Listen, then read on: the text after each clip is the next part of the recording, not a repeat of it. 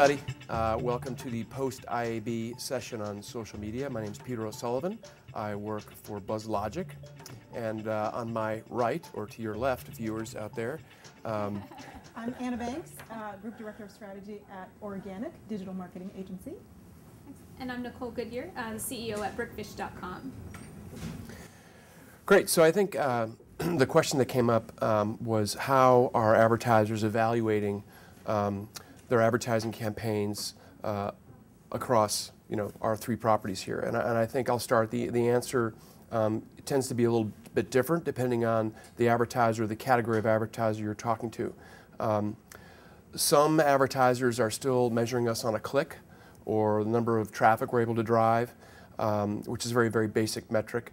Other advertisers, however, such as an example of Electronic Arts, they were launching a new game called Brutal Legend, and they wanted to reach not only the hardcore gamer, but the more casual gamer outside that core audience, and even outside of that, people that may not even have an awareness of this game.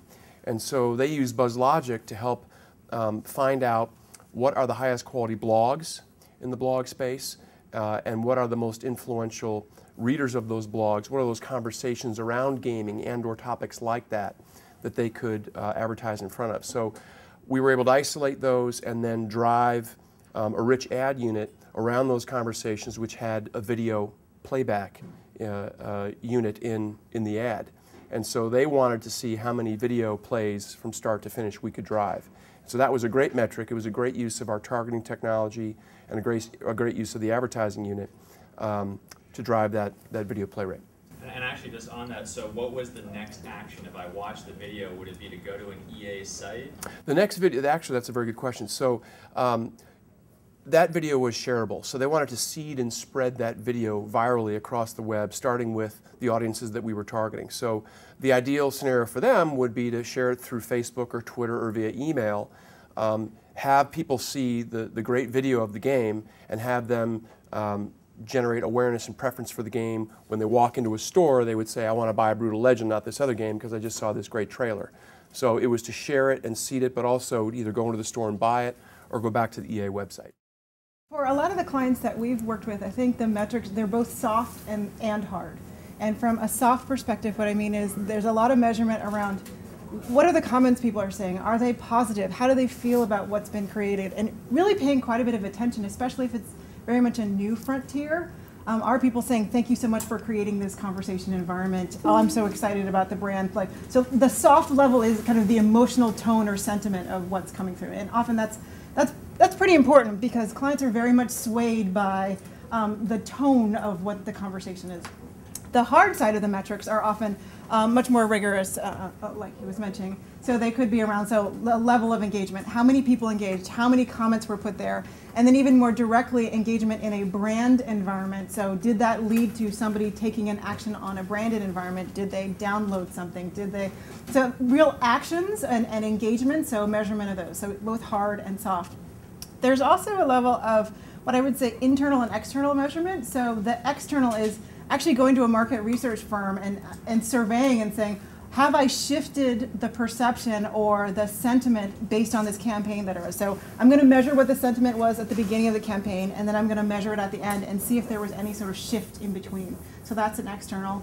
And then internal is literally looking at the comments that are in there and saying, what kind of change have I seen going on in that environment? So those two, internal, external, and then soft and hard metrics, I think are ways that we're looking at it. One of the things that we talked about is the listening platforms that are out there, and they actually make it a lot easier to measure things like the volume of comments as well as the sentiment. So the ones that are more sophisticated, they'll go out and index however many conversations related to the themes that you're looking for, but then they also can measure whether the sentiment is. And there's some varying levels of sophistication in their ability to do it, whether it's being hand scored or whether it's automated.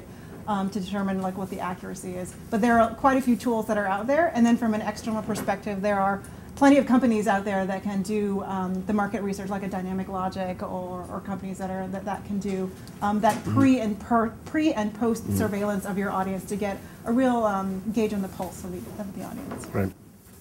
I'd just add one thing to that, and that is when folks think of online advertising, they think it either falls into a direct marketing bucket or a brand bucket, and I think social really blends the two like never before, particularly because more and more companies like BuzzLogic and like Brickfish especially have these rich distributed content units where the users are interacting and engaging and sharing, and the technology is now there that wasn't there a few years ago. And so direct marketers and brand marketers are looking at social media as a pretty powerful way to get their advertising across.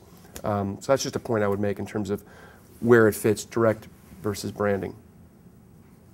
Excellent. And I would agree with what Anna said in relationship to how clients are measuring the success of campaigns. There's both hard and soft metrics. So just by way of a couple of examples from programs that we've run, we ran a program for David's Bridal, which was targeted at rolling out the start of the wedding season, and it was asking consumers to actually create a scrapbook of what was their dream wedding. So we were able to integrate all of the branded assets from the product line, so all of the wedding dresses. They also sell tuxedos as well as other items, their favorite engagement or their destination for a honeymoon, etc. So consumers were choosing their favorite and creating this digital collage or scrapbook, if you will. So from the perspective of interacting with the product, that was one measurement. Consumers then shared that using our viral distribution system all across the social web, which was another aspect. When consumers clicked and came back to that experience, they could actually link to buy. So David's Bridal was looking at increase in traffic to the website, specific products, as one measurement, and that was very successful. What they were also looking at is when consumers share using our viral widgets or distribution system, is that traffic also helps with organic search for davidsbridal.com, and it also has a link directly back to davidsbridal.com or the corporate website. So they saw a lift and an increase in traffic directly to David's Bridal from the social networks and blogs and the social media sphere, which was another benefit that they looked at. In terms of valuable data from a research perspective, when consumers are choosing from hundreds of wedding dresses, they're also able to tell, what were the top 5 products that consumers actually chose, right? So they didn't say rank these wedding dresses 1 to 100. Okay, here's the top rank. They asked consumers to engage with the product, and then using our data and analytics system underneath, we can actually tell them information about how much time those consumers are spending, as well as which dresses they were choosing by and large over the other ones, which helps them from a production and a marketing perspective. On a completely different type of a topic, we just recently ran a program for Barilla Pasta, right? So CPG company, typically, I think you said earlier, they rely on the grocery stores and merchandisers to actually be the interface with the customer. So now you have a CPG company that's working directly with the public in the social media space. That drove 500,000 consumer engagements in a 6-week period, all around sharing dinner time moments. So very successful program.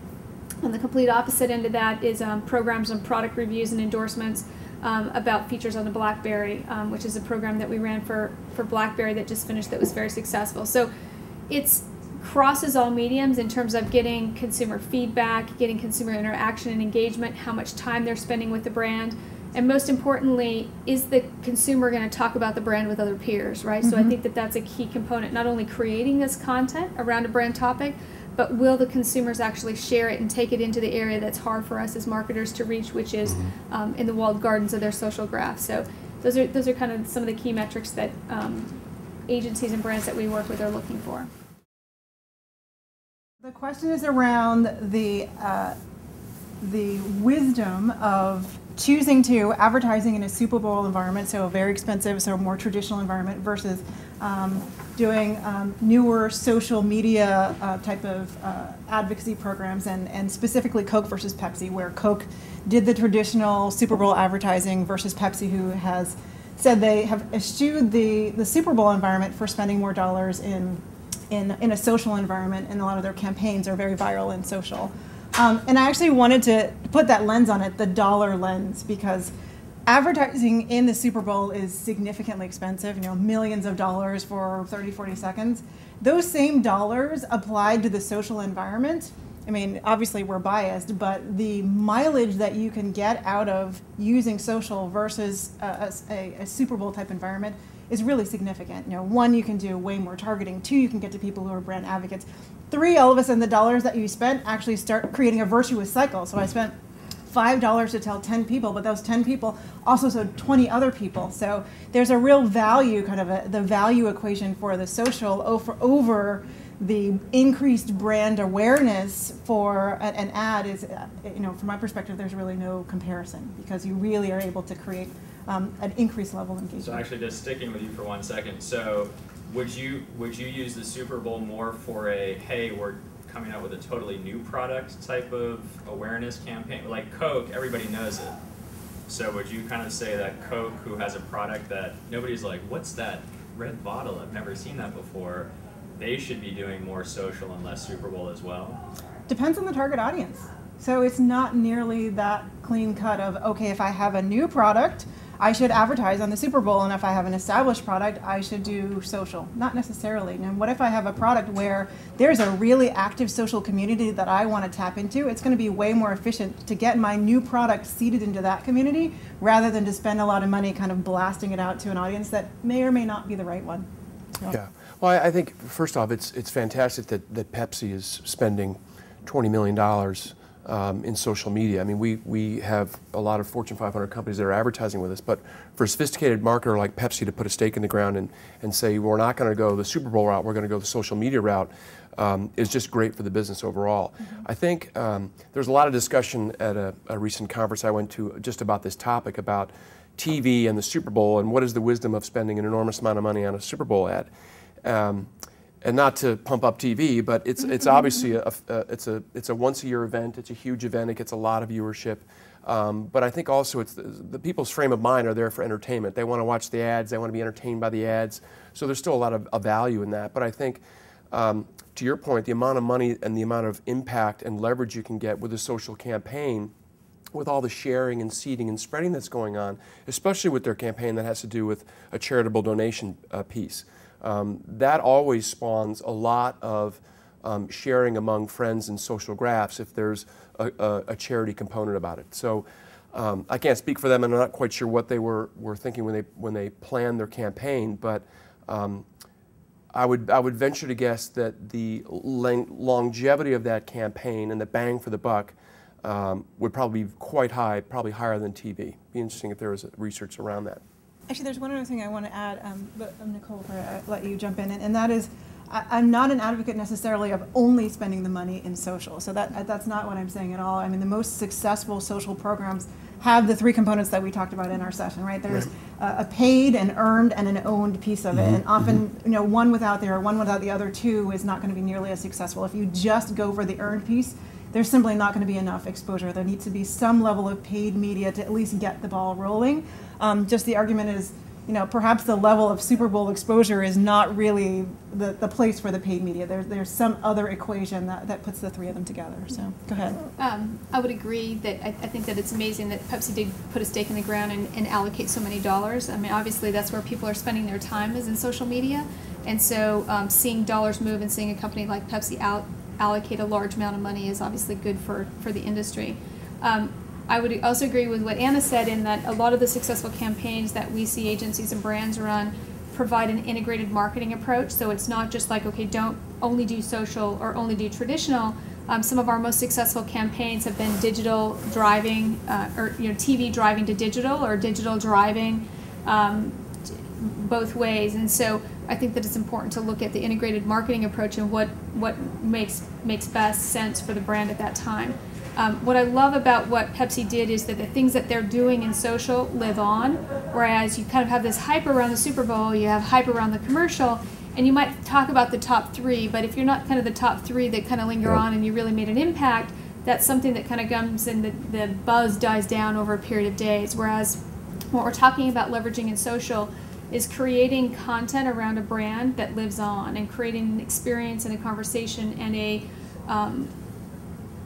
mechanism that continues to live on and can be searched on the web and can be found on the web and can create new conversations. It's not something that, I didn't get invited to the party and so I didn't participate in that conversation. There can be conversations on social happening around the web that are continuing to spawn conversation 30, 60, 90, 180 days later. So I think that that's a critical component for brands as well.